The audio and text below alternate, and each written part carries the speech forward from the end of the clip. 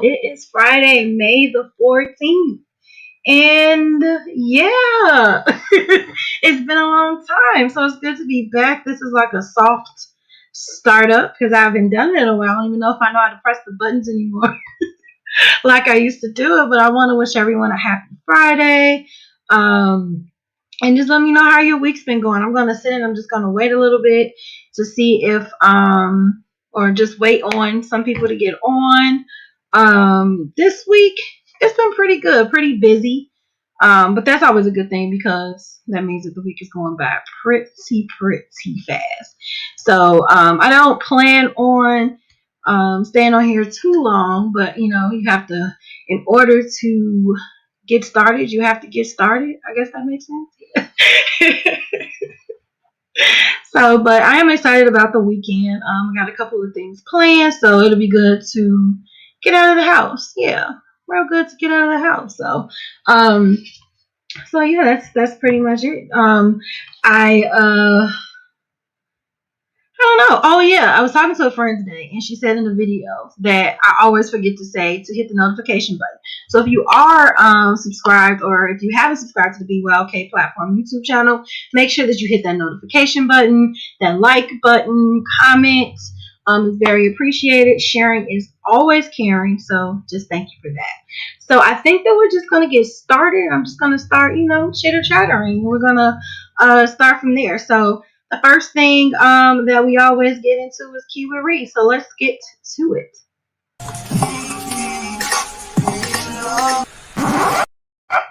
So to remind myself, Key with Ree is when I go over some things where it's just kind of like I find things from advice columns and we just talk about it. So yeah, let's go. I only have one for today, but it's pretty interesting. So let me share the screen here. All right, and so it is. My husband and I have been married for 12 years. We have never had an easy marriage, and I am considering leaving him. Ooh. I got out of an abusive relationship before I met him, and I feel like I am being put in that position again. So that's kind of like red flag number one. This time, it is not physical violence, but emotional and financial, which is just as bad. Verbal abuse, emotional abuse, financial abuse, which I'm assuming that is withholding money or not sharing funds or things like that. I don't think I've ever heard of financial abuse. My husband took a job that he had always wanted. During the training, he made less than what he was making before. I had to leave my full-time job to take care of the kids. So is that considered financial abuse? Wait 1 second. I want to look up financial abuse because I've never heard of it before. So let me just look that up right quick. Financial abuse is financial abuse involves controlling a victim's ability to acquire, use, and maintain financial resources. Those who are victimized financially may be prevented from working. So she was financially abused because she was forced to leave her job due to this new career change that her husband made. Okay, so my husband took a job that he always wanted. During the training, he made less than he was making before. I had to leave my full-time job to take care of the kids. I picked up a part-time job, but it did not compare to what I was making before. Okay, both his and my credit were ruined, and we almost lost the house. So it looks like he just up and made this decision, and so she had to up and change her whole shindig or whatever. So then COVID-19 hit. My husband's employer put a stop to voluntary overtime, but this was mandatory overtime. His employer blacked out dates that were off limits for vacation. My husband is a first responder, and we had to cancel our vacation this year due to those blackout dates. In fact, the whole summer was blacked out from mid-April until mid-September. He was just informed that he would be on 12-hour days with no days off for the foreseeable future. Jesus, did he ever go home? It has been years since we have been away as a family. What's worse is that I have health issues. Okay. The only thing the doctors can do is treat the symptoms and make me comfortable. we have been through a lot together. So not only did she have to change her career and watch the kids, now she's sick, and it looks like it is just something that can be treated but not cured or can go away. So she says, I love him with all of my heart, and he is a great guy. However, he treats me differently now. So he's a great guy, but he's not being great with you. He told me today to cancel his phone and leave him alone. He won't talk to me or his daughter. I am not sure how much longer I can take this. What should I do? I don't know if this is weird to me to ask for extra context with the whole he told me today to cancel his phone and leave him alone. Like, what happened in between that? Were you trying to talk to him and he was just like, nah, I'm not feeling it. I don't want to talk about it at all. Or was it he just out the blue just said, cancel my phone, leave me alone? Which is weird for a person to want to cancel that phone, like cancel all communication, especially when you have children. And according to this, I think she had more than one kid. Wait a minute. I'm putting this is not violent. Yeah, take care of the kids. So he's not talking to one daughter and he's not talking to you. That is a little strange. That is strange behavior. I have no idea what's going on with him. But your question is, should you get counseling? Yes, you should get counseling. If you are in a place where you are not comfortable with yourself, and he's making all these changes with his life, but he's not including you into the equation, yes, very much so. You should consider counseling or consider a separation. Either or, he still is responsible for taking care of the house and the kids and you, because now you don't have employment. It's great to love your husband, but it's great to love you more. I'm always an advocate for marriage. So, I always say do what you can, as much as you can in your marriage before, dropping off, but also think of your happiness and don't lose yourself, you know, for someone else. So that's a tricky keyword. Marriage is tricky like that anyway, though. It's leaps and bounds in marriages anyway. And I feel like the only thing that can hold a marriage together is communication. And communication doesn't just involve speaking, it also involves listening as well. So you can say, hey, mate, you don't do this, you don't do that, but you also have to be willing to listen to that person and try to understand that person. That's how you come to a compromise. So I really hope they work it out. This is a really recent advice column, so I really really do hope they work that out. So before I go a little further, I'm just gonna hit us with a little commercial about the YouTube channel.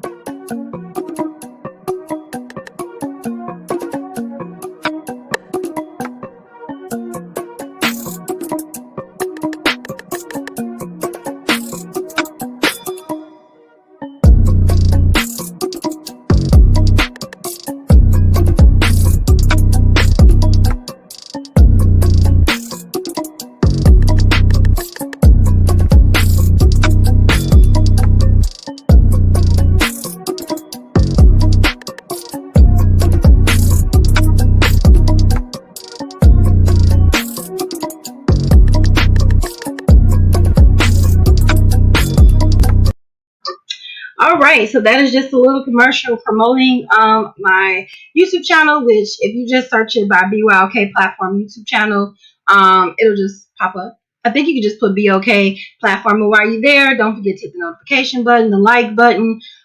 Even on this break, surprisingly, my channel grew, so I'm very blessed about that. So once again, sharing is caring, and just thank you all for your constant support, even in my absence. So thank you for that.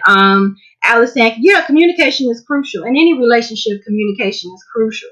And when people think of communication, they only think of the talking part. No one ever thinks that listening is a part of communicating. But my thing is, how do you know what to say? How do you know to react? Or how do you know what to do if you're not listening to the person that's talking to you? So, I mean, it doesn't even have to just be limited to a romantic situation. Like communication, I feel, is important in anything. It's important at work. It's important in personal life. It's just important. People are not mind readers. Now, it is one thing if you say something and it's ignored, but it's another thing if you never say nothing and just hope a person will pick up on that. So anyway, I really, really do hope that that marriage works out, and if not, I wish them the best. So next we're going to do what's the 411? What's the 411, mom? What's the 411? I got it going on. I got it going on. All right, so now we are on what's the 411. Just to remind you what it's about, it's just talking about things that's going on. It's been kind of quiet. Like, I haven't really been on social media, so I think I've missed a lot.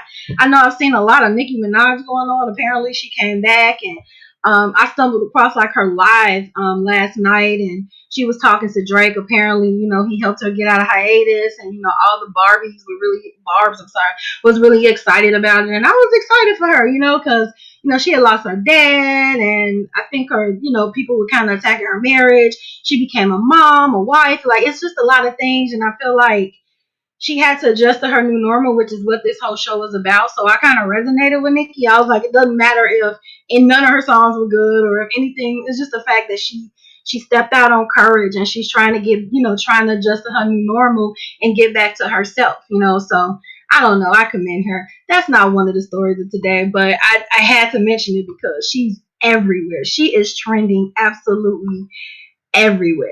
Who's also trending is Portia Williams. Now, I don't even watch The Real Housewives of Atlanta. So I don't really know. Like, I hear about her all the time, but I don't really particularly know who she is. But apparently she is, I don't understand this thing at the top, but apparently she is dating one of her friends' husbands or whatever. So I'm just going to read it because I don't really know what's going on. But it says that Portia Williams has raised some eyebrows with the news that she is now engaged to a man Real House of Atlanta viewers met this season as the husband of one of her friends. So I saw this because, everybody's like, well, what about the girl code?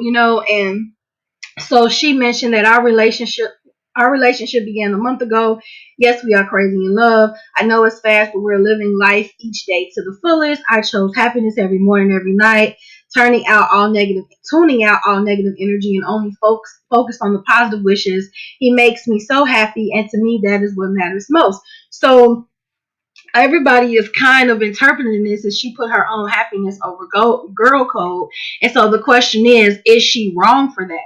Should this man have been off limits because he was married or is still married to the friend or whatever? So everybody is going haywire about it. Like, what do you guys think about it? Like, I know my mom was a stickler for the girl code. She was like, even if your friend likes a person and they never dated, he's still off limits. And then I have some people that's like, but if they never technically dated and it's a crush, then what's the big deal?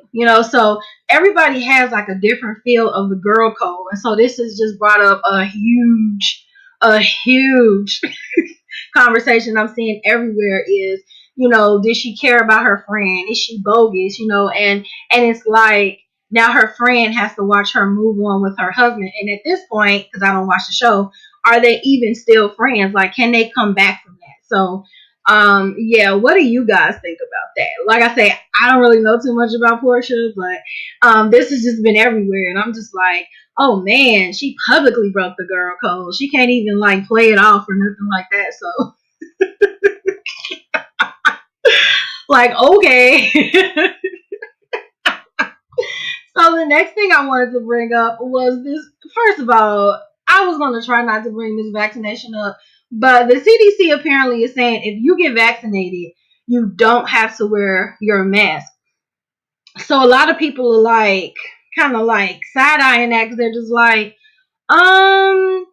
maybe I should, because I know someone that took the vaccine and still ended up with COVID. So should she not wear her mask just because now that you're vaccinated and you are less likely to die from it, you still can get it.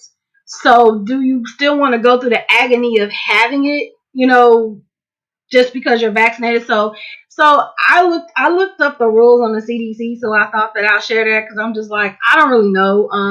I haven't been vaccinated. I plan on vaccinating because now I just feel irresponsible because Biden keeps sending those videos. Well, you need to get vaccinated. So I mean, I feel like I'm kind of forced, but I don't know. So basically, it's what you can do if you've been fully vaccinated. They're saying you can resume activities like you did during the pandemic. I guess you could just like go to concerts and be in a mosh pit and live your best life. They're saying that you don't have to wear a mask. You don't have to be 6 feet apart from anybody unless it's regulated by wherever you're at. If you travel in the United States, you don't need to be tested or before. You don't have to self quarantine. But here's the thing, the vaccination doesn't stop you from getting COVID. So it's like if you're not getting tested, I don't know. I'm no doctor. So it says you need to pay close attention to the situation of your international destination. You don't need to be tested before leaving the United States either. They're saying you still should get tested 3 to 5 days after the international travel, but they're also saying that you don't need to self quarantine after arriving to the United States. So that's another little thing about that.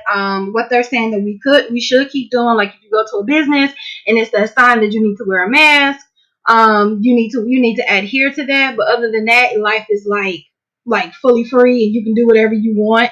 Now that you're vaccinated, you kind of got like the antidote or something, and you can live your best life. So, what do you guys think about that? Like, have you been vaccinated? I know that most people around me have been vaccinated.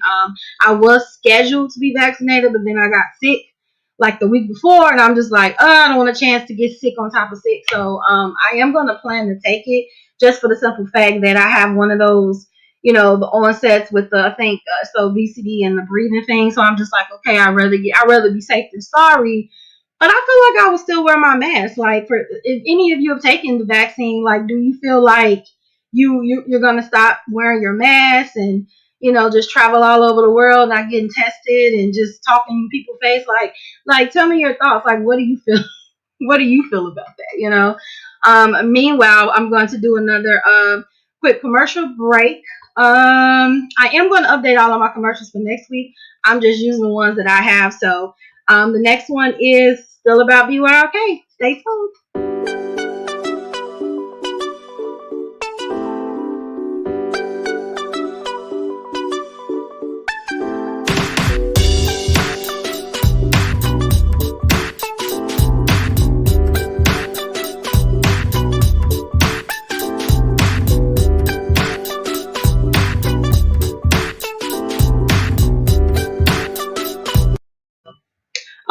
Okay. So that's what BYOK do. If you need someone to do your marketing for you or just create your commercial for you, please reach out to me. It's info@beyourownkind.com. Hey, auntie, this is my auntie. You'll remain masked. I agree with you. Like, I don't really trust that whole like let's not mask thing. Like, no, I'm definitely not about that. So, um, taking in the oh yeah, so this is what we're talking about, and it's going to be really short. I just wanted to get on here and just share my past experience from the last month, just taking in the new normal, because that's what I've been doing. Like I mentioned earlier about Nikki, how she went through so many changes and she just had to just do it. She just had to go, and I feel like that's where I'm at. Like in order to honor the people that you miss that are no longer here, that they would want you to keep pressing forward. Although your heart is sad, you just have to adjust to the new normal. And how do you do that? You do that in your own way. Everybody does it differently. But just for universal advice, prayer, support system, Bible, anything, meditation, anything that keeps you connected, to your peace, to your sovereignty, to your sanity. Even if you just feel like being quiet with yourself, it's okay. If you don't feel like talking one day, it's okay. And you hear the saying, you can be sad, but just don't stay there. And that is the purpose of the support system, because that support system will nudge you when you have just been staying there too long. So just to, how can I start this? So I'm going to tell you my thoughts. Like when COVID first started, like the next month after COVID started in 2020, everybody's world just was like overturned. Everybody's world. So when my grandmother passed away, my maternal grandmother passed away a month later, I felt selfish for even expressing the hurt So I kind of dug and I didn't deal with it because it's like, how can I sit here and complain about my world getting turned upside down when legit the entire world is getting, flipped upside down? Then, when family members die, all the family is affected. So you try to be there for them and you try to be strong for you. And at this point during COVID, I'm trying to be strong for the world. No one asked me to do that. It's just I did. So when 2021 hit, I realized this COVID thing is going way longer than I thought, because I knew I'd be back to work by May. But I mean, it's been almost a year and I'm still working at home, right? So around March or April, end of March, early April, I decided that I need to get out of denial about my grandmother. So what did that mean? I had to unleash every feeling, every emotion, and accept the fact that I'll never be able to call her again. I'll never be able to hold her hand. I'll never be able to have that conversation. And don't worry, my tear ducts are kind of dry, so it'll dry up. But I had to accept that. So I kind of just shut down and I just allowed myself to feel everything. And it was overwhelming. But I had to do it because I had to accept this. I had to accept this. Not to get too deep into it, but my grandma, like people call me Little Florence. Like that was my heart. I felt like that was the person that understood me more than anybody. And in the midst of me dealing with those emotions, maybe March 25th, I'll never forget the day. March 25th, I know you guys are familiar that I have PCOS, and I constantly got these crazy cycles. I ain't gonna get too deep because it's not like a nice clean thing that goes on with me, but I had to have an appointment with my doctor. So I woke up, I'm like, oh, I'm motivated, I'm gonna walk to the hospital, I'm gonna go there, right? So I'm walking to the hospital. Wow, I walked to the wrong hospital, y'all. The wrong hospital. Like, that's how much I just wasn't present. I walked to the wrong hospital and I called my cousin Najee, and I was so embarrassed. Derek lives kind of far from our house, and the hospitals were like in between the hospitals in the town. And my cousin Najee came and got me, and we sat in the car for a little bit, and I was just like distraught. I'm like, I'm losing my mind. Like I'm just talking to him, and he was like, it's okay, I've done that before. You're not perfect. He was just telling me, good things that is happening, being in love and things like that. And I beat myself up so bad for that mistake, you guys. I beat myself up like, oh my God, you're losing. I couldn't understand why I didn't know how I get mixed up with the hospitals. I couldn't understand it until the following week when I received a phone call at 4 a.m. in the morning that he had passed. In my mind, probably for the rest of my life, that would be the best mistake I have ever made in my life. It's like when God knows you're not there, he still puts you in positions of things that he knows is going to happen that you had no idea. Because I'm all wrapped up in my emotions, he put me in a place where I can have a moment with my cousin before he had passed away. Just 6 days. 6 days later, you guys. 6 days later. He was 26 years old. He was a person that would stop just like that day. Stop what he was doing. He made everybody laugh. Everybody feel special. Like everyone. So on top of my grandma, I lost him. And then not to mention in the middle of all of this, you have to be around your family who is also mourning this same person that has like his mom, his sisters, you know what I'm saying? Like, other cousins, other aunts, other uncles. So you tell yourself, I have to be strong. But in the midst of that, you have to remember you. So I had to learn I can't make the same mistake with him and wait a whole nother year. I have to be there for my family and also make sure I make room for me to accept this. to accept this new normal, and what I had to realize is I'm not alone in this new normal. Just like I just said, we lost the same person. On my mom's side, we lost the same person. On my dad's side, we lost the same person. And we're in this together.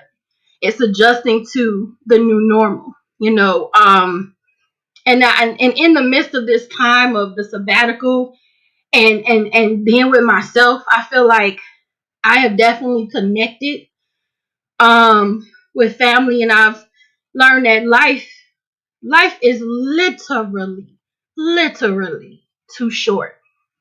Even when my grandma died at 99, it feels like the same when my cousin is 26. You just want an extra day. You just want an extra day. You know what I'm saying? It's just like, man, but that 26, that was kind of unexpected, but not to make this a sad thing. It's just what happened. You know what I'm saying? It's just what happened. And so we're all adjusting to our new normal. You know what I'm saying? Even with COVID, we're all adjusting to our new normal. We have jobs that we couldn't have anymore. We had plans and trips that we couldn't have anymore. People who had all these big goals and these ambitions and stuff, they don't have that. They couldn't do that anymore. Not to mention so many people that died from COVID-19. That people had lost so many people due to this situation. Just so much change, and I tell you, like, I felt so selfish for even saying, "Hey, I'm feeling this. Snap out of this." There are other people. At least you still got a job. At least you got. Hey, what I tell people is, don't minimize what's going on with you to make somebody else feel better, and don't allow nobody to minimize what you're going through just because they're going through something else. Everybody is entitled to feel how they feel. You are entitled to your moment. You are entitled to figure out how you're going to be able to swallow and absorb this new normal. Even the new normal, what's going on with my body. I have to get used to, hey, I'm going to be in pain until they figure this out. This is the new normal. But what I put in my comment, what I put in my status is that such a bad thing? Because I learned so much from my grandma. I learned so much from my cousin. I learned the type of person that I want to be remembered as. You know what I'm saying? Like, was I as helpful to people? Did I leave an impact? And I'm still here to wrong whatever's right. I'm still here to heal whatever's broken. I'm still here to fulfill the goals that I want to feel. Things that seem so like gigantum is nothing. It's small. It's minute. It's tiny. Because life is too short. Because somebody cut me off in traffic is not the end of the world.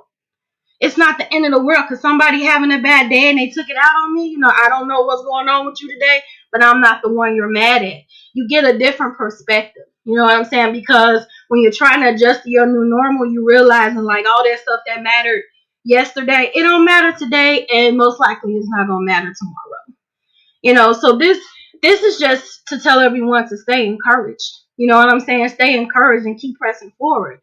Like I said, I didn't plan on being here too long, but I just wanted to spread the encouragement because I feel at this point we're all getting used to a new normal and we're taking it in. And I'm appreciating the new normal because I'm remembering me. I done forgot me so many years.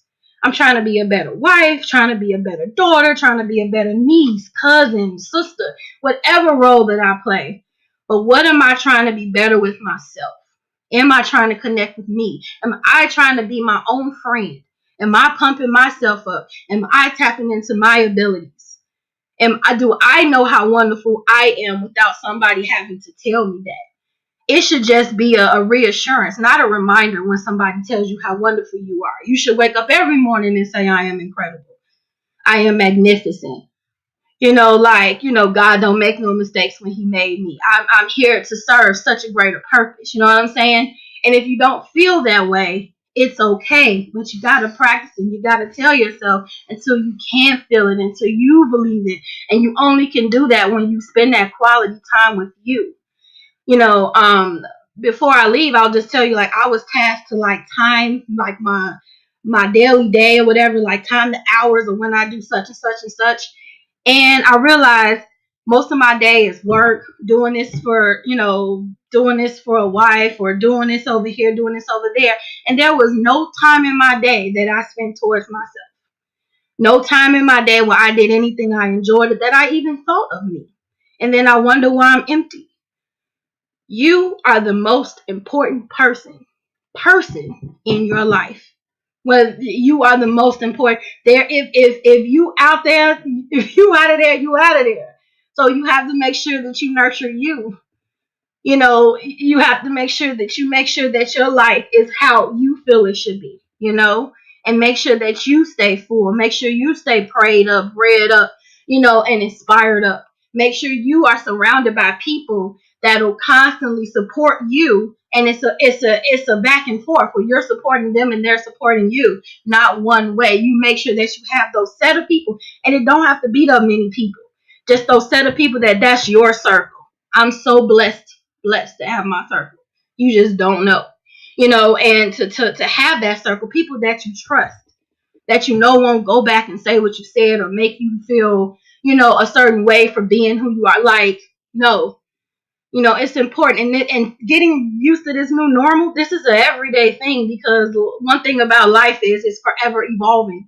It's forever presenting change.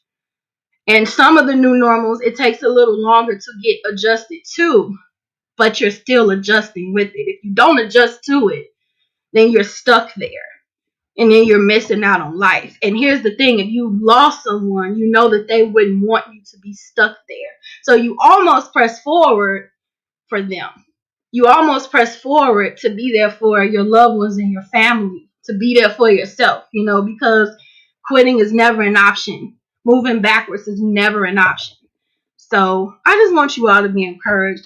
That's pretty much what was going on, and I just thank you guys for listening to me. And for anyone that's adjusting to a new normal, it doesn't have to be a death of a person. Just a change that you having issues adjusting to. I hope that this is just an encouragement to all of you, because we all are getting used to some new normal. So I'm going to get into some comments here. Hey, Mom. Hey, Auntie. Guy, he does know. Most definitely. You have to allow yourself to feel and process and love you. Most definitely. Nope, you are not alone. Not at all. You do have to feel it, because if you don't feel it, it doesn't mean it's not there. It doesn't mean that it's not there. You know what I'm saying? It's just, I feel like that's how people become bitter, because they never take the time to feel anything.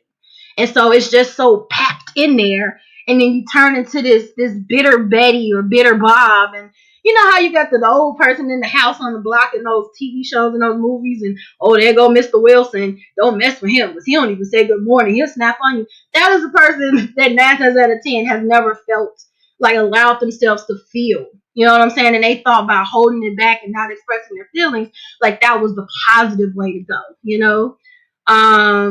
Yeah, Sandra, not at all. This is a moment you need, so have it. Thank you, Jacynthia. Hey, Jacynthia. So yeah, I mean, if do you guys have any more comments? Because that's pretty much all I had.